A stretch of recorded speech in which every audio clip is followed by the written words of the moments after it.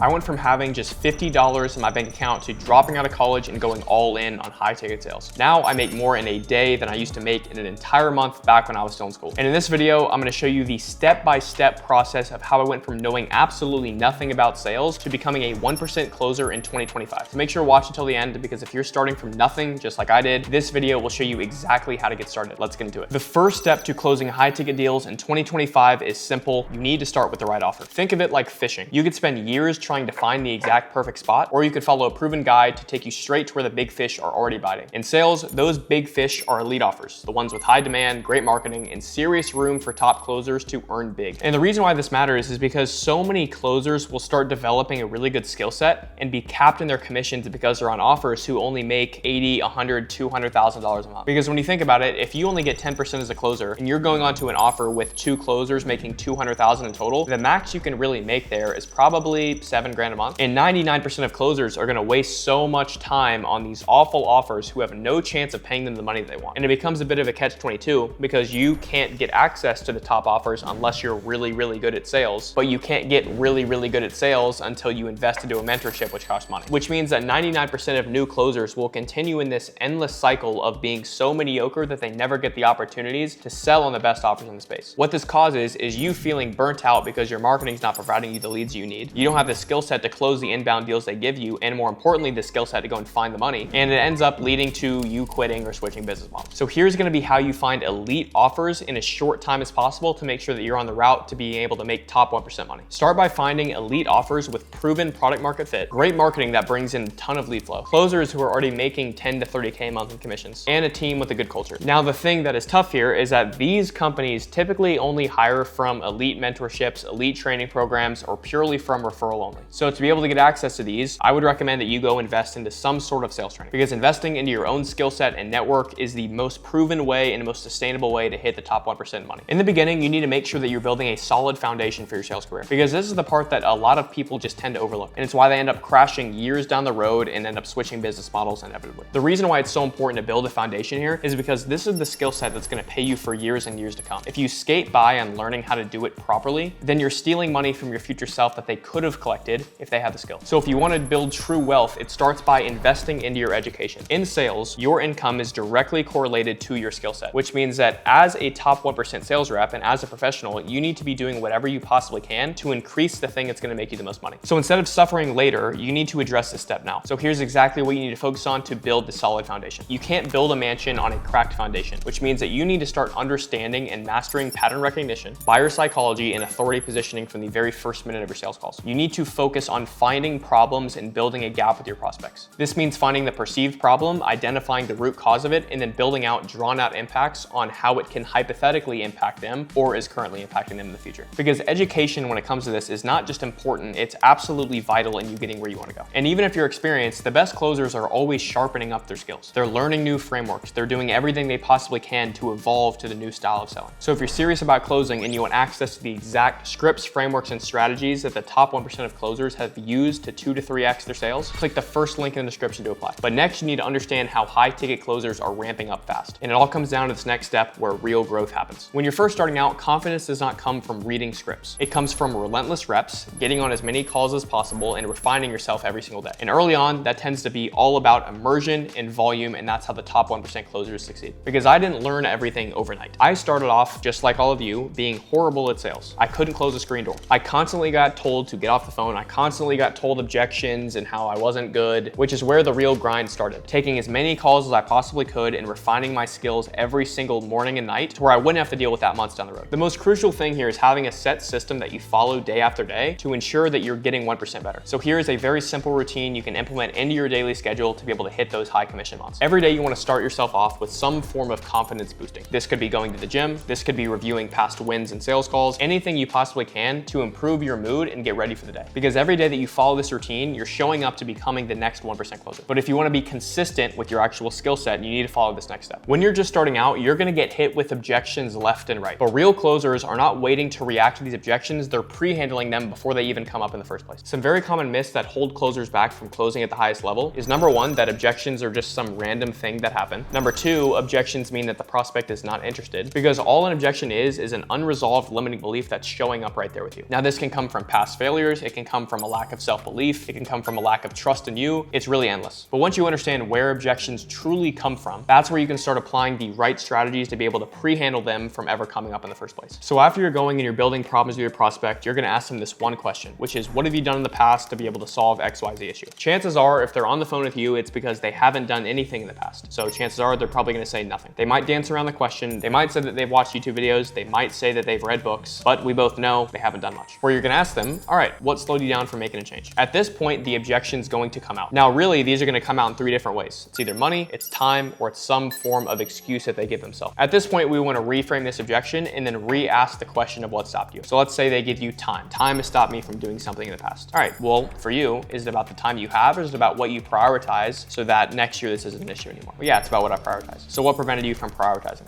At this point, the limiting belief comes out, and then you can handle that. The way to handle this is to reframe it, like I showed you, link it to why they're getting the results they're getting now, ask them what have they lost because they've been thinking that way, consequence it, and then get their commitment to getting over that. Once you get this down, you'll quickly start to notice that objections are coming way less frequently. But unfortunately, your earnings will hit a very quick ceiling if you don't master this next part I'm about to tell you. Because what if I told you that most closers are leaving thousands and thousands of dollars on the table every single month because they have no idea how to find where the money's at? As a closer, you're gonna eventually hit the point where you can't take any more calls. You can't work 24 hours around the clock. So it's about getting more smarter with the time that you have during the day instead of just jamming all calls down into 12 hours. So here's exactly what you need to start doing so you can earn more revenue in a short amount of time. And it's called finding who's closest to the money. Now this tends to be in this order: upsells, renewals, cross-sells, follow-ups, reschedules and no-shows, and then opt-ins. Meaning when you're scheduling out your day, you need to be following that from top to bottom in terms of collecting more cash. 2 easy plays you can pull here is 30-day progress calls for upsells, which means that you're contacting your closes within 30 days of them joining the program, seeing when they're getting their first wins, and then upselling them to the next program. Or renewal calls about a month to 14 days before the program actually ends and start racking up your recurring. This is exactly how closers will go into new months knowing for a fact that they're gonna make 10K a month even if they don't touch new sales, just because of the recurring that they've stacked up and the upsells that they've been able to generate. Now, unfortunately, this is something that a lot of people are unaware about, but because you watch this video, now you are. Now you have the full blueprint to go and start closing high ticket deals in 2025. You can take every single step I gave you in this video and apply it and start to get some commissions in. But remember, education is the foundation to getting started. And if you're serious about learning no BS strategies that can multiply your commissions, click the first link in the description. Thank you for watching.